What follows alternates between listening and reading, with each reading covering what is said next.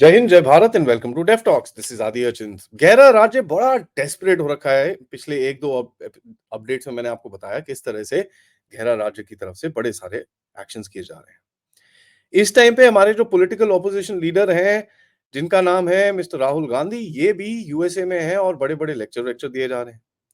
उनके ओवरसीज कांग्रेस के mister Sam, जो अंकल सैम जिसको हम बोलते हैं बड़े प्यार से, वो साहब भी वहां पर पूरी तरह से ऑर्गेनाइजेशन में लगे हुए हैं। हमको ये भी पता चला है कि एक राज्य के डिप्टी चीफ मिनिस्टर भी मिलने जा रहे हैं और उनके साथ तो ये रूमर चला कि भैया वो सीधा कमला हैरिस और बराक ओबामा से मिलेंगे। भाई कमला हैरिस को अपनी सीट प्यारी है, कमला हैरिस को अपनी सीट प्यारी है तो वो अपनी सीट के लिए काम करेगी। इस टाइम पे इंडियन ऑपोजिशन से मिलके उसको क्या मिलेगा? इस चीज का जवाब कोई देता नहीं है। बट देखिए, गहरा राज्य बड़ा डेस्परेट है। बांग्लादेश में तो इन्होंने कर दिया, भारत को फंसाने की पूरी कोशिश करी। भारत ने उसको काउंटर करके बड़ा जबरदस्त एक प्रो हिंदू नैरेटिव बनाया, ठीक है, which is based on reality. बाकी देखिए, जो गहरे राज्य के नैरेटिव रहते हैं वो बनते हैं फेक न्यूज पे। सो जब फेक न्यूज पे एक नैरेटिव बनता है तो वो उतना टाइम लास्ट नहीं करता है। लेकिन भारत का नैरेटिव जो बनाया गया है वो बनाया है सच्चाई पे, और सच्चाई पे से जो नैरेटिव बनता है वो हमेशा लॉन्ग लास्टिंग नैरेटिव रहता है। और जहां पर अगर आप देखें, जिस तरह से भारत ने इसको हैंडल किया है और जिस तरह से दुनिया भर में आवाज उठाई है, that is telling you that in लोगों को ये चीज बिल्कुल पसंद नहीं आ रही है। सो ये बड़ी ही इंटरेस्टिंग कहानी है। यहां पर देखिए, भारत की तरफ से काफी सारी चीजें की गई हैं। इस टाइम पे मोदी साहब जा रहे हैं अमेरिका, जो जहां पर उनको था कि साहब ये तो अभी अमेरिका में यूएनएससी पे जाके अपना टॉक देंगे। मोदी साहब, नहीं नहीं नहीं नहीं नहीं, मैं यूएनएससी जाके टॉक टू क्या देना, मैं अपना जरा वहां पर अपना डायस्पोरा शायस्पोरा से मिलूंगा, मेरे को जो लीडर लूडर से जो भी मिलना है मुलना वो अपना पर्सनल लेवल पे कर लूंगा। बाकी यार जयशंकर एक काम कर, तू जाके वहां पर लेक्चर दे दे। तो ये एक बड़ा इंटरेस्टिंग सा चीज है कि मोदी साहब being in the US is not going to go for the UNGS, जो जो उनका एड्रेस रहता है, नेशनल एड्रेस रहता है, उसके लिए वो खुद नहीं जाएंगे। So this is something that you can understand कि साहब भारत की तरफ से जो एक पुश किया जा रहा है टुवर्ड्स द यूएनएससी रिफॉर्म्स, अब उसमें बहुत जोर से दम आना शुरू हो गया। अभी तक क्या होता था, आप जरा इधर उधर जाते थे, लोगों से मिलते थे, वो बोलते थे नहीं नहीं जी, we support India's seat in the permanent seat in the security council, हम इंडिया को ज्यादा अपग्रेड देखना चाहते हैं, हम ये देखना चाहते हैं, वो देखना है। हर जगह से आपने ये स्टेटमेंट सुना है, इंक्लूडिंग द यूएस बाय। लेकिन ग्राउंड पे कोई कुछ करना नहीं चाहता क्योंकि इनकी पूरी हेजेमनी टूट जाएगी। अब इसमें चक्कर क्या है? चक्कर क्या है, भारत ने बड़ा क्लियरली बोला है कि साहब, जैसे मैंने आपके साथ एक और अपडेट में बताया था, आपको अगर अभी कुछ करना है तो आप एक काम करो, इसको जरा रिटन फॉर्मेट में करना शुरू करो, ठीक है? Otherwise there is just no point doing this. ये तो आप बार बार उल्टे सीधे काम कर रहे हो। It does not make sense to us. अगर आपको करना है तो कुछ रिटन फॉर्मेट में करो, अदरवाइज कोई जरूरत नहीं है। ये जो आप कर रहे हो, this does not reflect the ground reality, ठीक है? तो यहां पर this is a very strong statement अभी, और ये एक बारी नहीं, दो बारी नहीं, तीन बारी नहीं, 5 बारी, 10 बारी, 15 बारी ये चीज बोल चुके हैं। कल अंबेसडर हरीश ने, जो हमारे परमानेंट रिप्रेजेंटेटिव हैं, उन्होंने एक बड़ा स्टेटमेंट दिया कि lack of political unity in the security council is often witness in the recent years. And ये जो यूनाइटेड नेशंस का एक जो एक नजरिया था, उसको बहुत बुरी तरह से इंपैक्ट कर रहा है। और ये तो हमको पता ही है, लैक ऑफ यूनिटी तो इतनी ज्यादा है कि भैया कभी रशिया वीटो करता है, कभी चाइना वीटो करता है, कभी अमेरिका वीटो करता है, और अमेरिका तो वीटो का चैंपियन है। जो चीज को पसंद नहीं आती उसको वीटो कर देता है, चाहे वो किसी के इंटरेस्ट में हो ना हो, उसको कोई फर्क नहीं पड़ता। यहां पर देखिए, इन्होंने ये भी बोला कि भाई India is the largest cumulative contributor to the peacekeeping forces, ठीक है, और हमने $250,000 2.5 लाख सोल्जर्स 50 मिशन में भेजे हैं, obviously over the past 70-80 years. 182 Indian peacekeepers have made the supreme sacrifice for the international cause of peace. तो ये आप जरा भारत को जो मत ही बताइए कि सी हम काम कर रहे हैं, हम इसको देखेंगे, हम ये देखेंगे। जो भी रिफॉर्म्स होने हैं वो ऑन ग्राउंड रिटन रिफॉर्म्स पे आप बात करिए, otherwise there is just no point. We don't want to you know go at this any further. और ये कोई स्टेटमेंट में लाके कोई फर्क नहीं पड़ता हमको। So this is a very hard stand that India is taking. गहरे राज्य इस टाइम पे जितने भी हमारे यूथ आइकॉन और बड़े सारे और पॉलिटिकल लीडर्स को वहां पर मिल रहा है और बड़े बड़े स्टेटमेंट दिए जा रहे हैं, बट यार प्रॉब्लम है, आप पकड़ते हो जिसको जिसको पता ही नहीं है। अभी उसको इसने पूछा किसी ने, ये यार इंडिया अलायंस, कहता नहीं इंडिया अलायंस नहीं है, इंडिया अलायंस है। तो किसी ने पूछा, अच्छा भाई इंडिया अलायंस तो ठीक है, इसका लास्ट वर्ड क्या है? तो कहता है alliance. India alliance, India alliance, last word India alliance में भी अलायंस है, तो क्या है? It is what, I N D I, alliance, alliance. देखिए, आपके जो रिप्रेजेंटेटिव्स हैं उनके अब मैं क्या बोलूँ यार इस इन चीज़ों के बारे में। इन्होंने जाके उसके बाद बांग्लादेश में बेवकूफ़ियाँ करी हैं।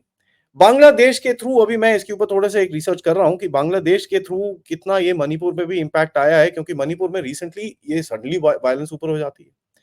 और सडनली वायलेंस ऊपर तो होती है, पूरी तरह से फेक न्यूज़ फैलाने की पूरी कोशिश की जा रही है। धीरे-धीरे करके एक ये रॉकेट फायर हो रही है जी, ये हो रहा है जी, वो हो रहा है जी, हाँ, वो सब हो रहा है। लेकिन जिस क्वांटम में कई मीडिया चैनल्स ने हमको बताया उस क्वांटम में नहीं है। और ये चीज़ अभी लोगों ने डिबंक करनी शुरू करी है।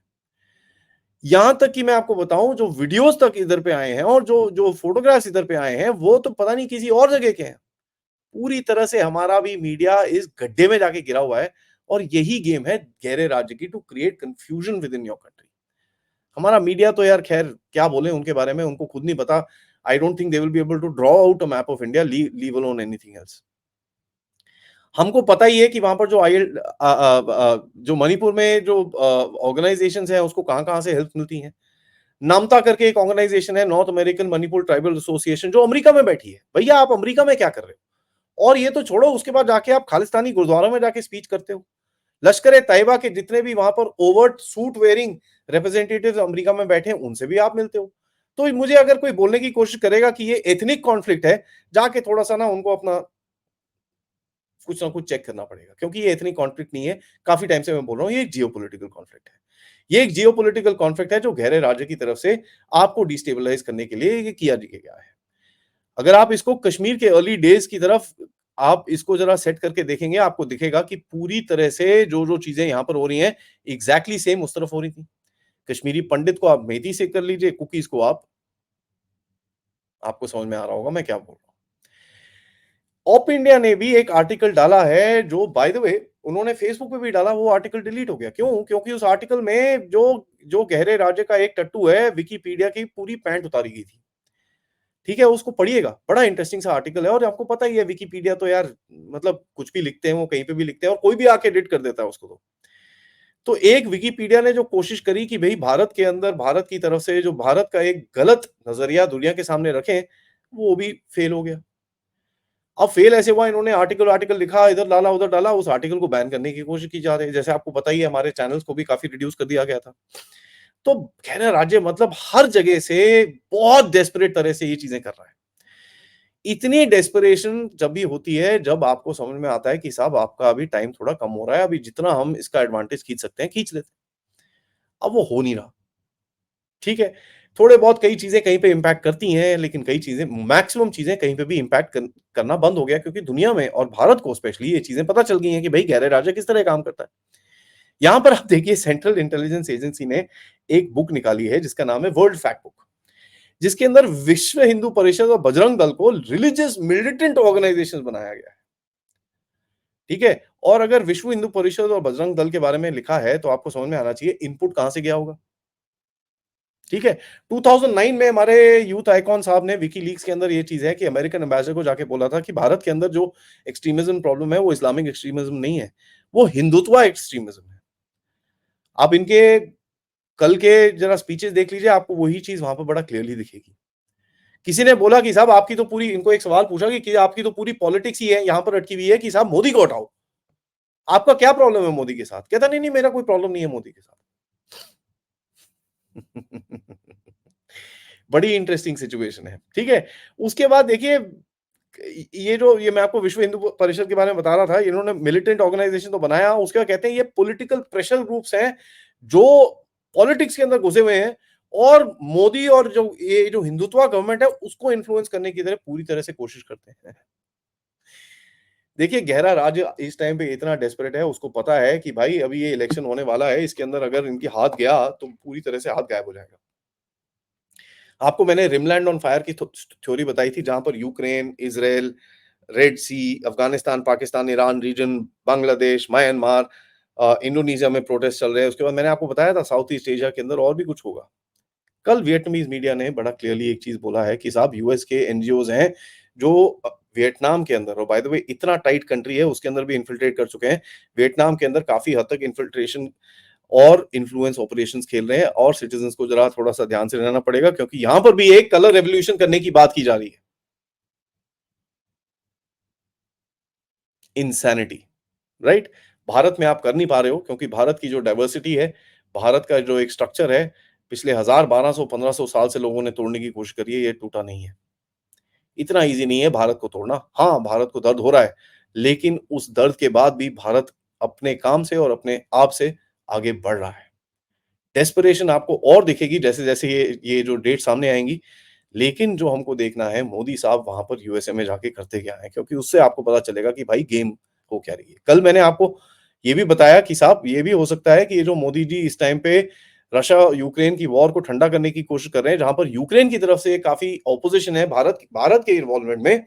रशिया तो पुश कर रहा है भैया भारत को आना चाहिए, भारत को आना चाहिए। यूक्रेन थोड़ा नहीं, नहीं, नहीं, नहीं, नहीं, नहीं, आपने एग्रीमेंट नहीं साइन करा, आपने ये नहीं करा, आपने वो तो एक यूक्रेन की तरफ से जो आपको दिखता है कि भैया नहीं, उनको भारत नहीं चाहिए। दैट जस्ट टेल्स यू कि गैर राज्य को ये जंग या ये वॉर को बंद करना नहीं है।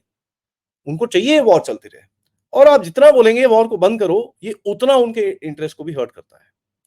अब प्रॉब्लम क्या है ना भारत के अंदर ये चीज़ें फ्यू चैनल्स हमारी तरह and I am gonna say this very openly ये चीज़ें आपको समझाते हैं, नहीं तो कोई भी एक बस डूम एंड ग्लूम की सिचुएशन आपके सामने रखी हुई है। प्रॉब्लम्स हैं, उसमें कोई डाउट नहीं है। लेकिन ऐसी बात नहीं है कि आप हाथ ऊपर करके एकदम ऐसे अपने हथियार नीचे डाल दोगे। ठीक है? गवर्नमेंट कुछ करे ना करे, आप और हम इस टाइम पे हथियार डालने के बिल्कुल भी मूड में नहीं है। हम लड़ेंगे and we will fight for our rights. ये चीज़ गहरे राज्य को समझ में आनी चाहिए कि साहब एक बारी भारत थोड़ा उठता धीरे है, प्रॉब्लम वही है बस। लेकिन एक बारी उठ जाता है, फिर उसको बिठाना बड़ा मुश्किल होता है और ये चीज़ कोविड के टाइम पे और बहुत ऐसे इंसिडेंट्स हैं, जहाँ पर आपने देखा है। यूपीआई में वेस्ट में एक नैरेटिव चला था कि साहब भारत में क्या कोई इंटरनेट यूज़र ही नहीं है, जो चीज़ हमारे पार्लियामेंट में बोली गई थी, फॉर्मर फाइनेंस मिनिस्टर से। देख लीजिए, इस टाइम पे मैं एक कंट्री में बैठा हूँ जहाँ पर यूपीआई आम सड़क पे यूज़ कर सकते हैं आप, ठीक है? तो ये है भारत की पावर। धीरे-धीरे करके भारत अपनी जगह बनाएगा और आगे चलेगा। इसमें प्रॉब्लम्स बहुत आएँगी, यहाँ पर आपको और हमको एकजुट रहना है ताकि इन प्रॉब्लम्स को हम आराम से सॉर्ट आउट कर सकें। वीडियो को लाइक करिए, सब्सक्राइब करिए चैनल को अगर आपने नहीं करा है, most importantly share this with your friends and families. रात को कल हनी बख्शी का पॉडकास्ट बिल्कुल मत भूलिएगा देखना। जय हिंद, जय Bharat. Of course yes sorry आप लोग इस चैनल की तरफ कंट्रीब्यूट कर सकते हैं क्यूआर कोड या पेपैल डायरेक्ट कंट्रीब्यूशंस के लिए या फिर सुपर स्टिकर, सुपर चैट्स के साथ। जय हिंद, जय भारत।